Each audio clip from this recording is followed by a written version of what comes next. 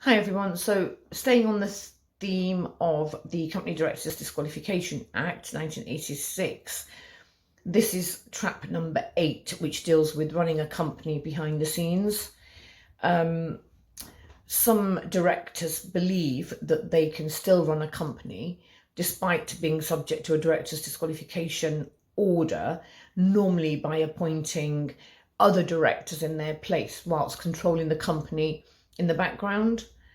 This is known as acting as a shadow director or a de facto director, and the Insolvency Service and other authorities are well aware of this practice, so be careful.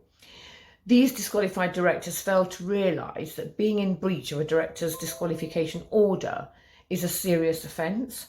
It's a criminal offence. It can lead to a fine or imprisonment.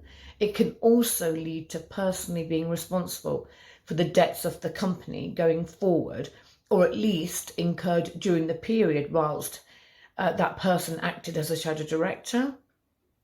It is often seen as a clear breach of the director's disqualification order. The Secretary of State regularly check whether disqualified directors are acting in breach of the disqualification order, because they receive reports from various sources who may be aware of a director who's been disqualified, because it's public record.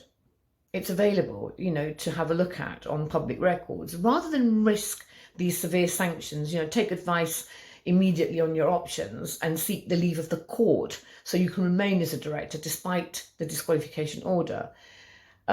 Some directors believe that they can control the company despite being disqualified just because they are one of the majority shareholders. This is not allowed. If a disqualified director tries to manage the business in the guise as a shareholder, then they will be acting in breach of the disqualification order and undertaking, with all the serious consequences that go with it, and will effectively be acting as a shadow or de facto director. Don't risk it. It's always better to take advice and have representation. My next video in the same series deals with the mistakes of acting in the management of a company